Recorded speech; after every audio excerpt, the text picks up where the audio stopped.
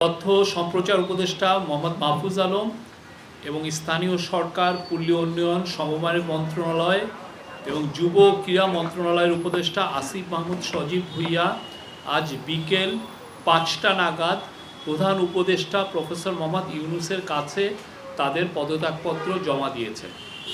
উপদেষ্টারা রাষ্ট্রীয় অতিথি ভবন যমুনায় উপস্থিত হয়ে পদত্যাগপত্র জমা দিলে প্রধান উপদেষ্টা তা গ্রহণ করেন। তাদের পদত্যাগ নির্বাচন কমিশন তফসিল ঘোষণার সাথে সাথে কার্যকর হবে। আবারও আমি বলি, তাদের এই যে পদত্যাগপত্র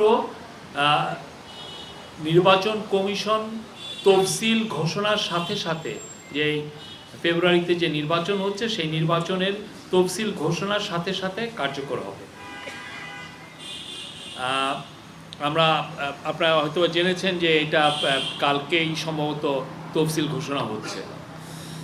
জুলাই গণ অভ্যুত্থানের সম্মুখ সারিতে থেকে নেতৃত্ব দেয়া এই দুই ছাত্রনেতার পদত্যাগপত্র গ্রহণের পর প্রধান উপদেষ্টা তাদের ভবিষ্যৎ জীবনের মঙ্গল কামনা করেন। তিনি বলেন, আমি কোট অভ্যুত্থানের নেতৃত্ব দিয়ে তোমরা যেভাবে জাতিকে ফ্যাসিবাদী শাসন থেকে মুক্তির পথে অবদান রেখেছ তা জাতি মনে রাখবে। আমি বিশ্বাস করি ভবিষ্যতেও গণতান্ত্রিক উত্তরণ ও বিকাশে তোমরা একইভাবে সক্রিয় ভূমিকা রাখবে। প্রধান উপদেষ্টা আরও বলেন, আজ একটি ঐতিহাসিক দিন। প্রধান উপদেষ্টা আরও বলেন, এটা আবার কোট, আজ একটি ঐতিহাসিক দিন। অন্তর্বর্তীকালীন সরকার সবসময় তোমাদের অবদান স্মরণ করবে।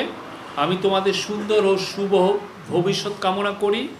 এত অল্প সময়ে তোমরা জাতিকে যা দিয়েছ তা জাতি কখনো ভুলবে না। তিনি বলেন, এটি একটি রূপান্তর মাত্র। আমি আশা করি আগামীতে বৃহত্তর পরিমণ্ডলে তোমরা আরও বড় অবদান রাখবে।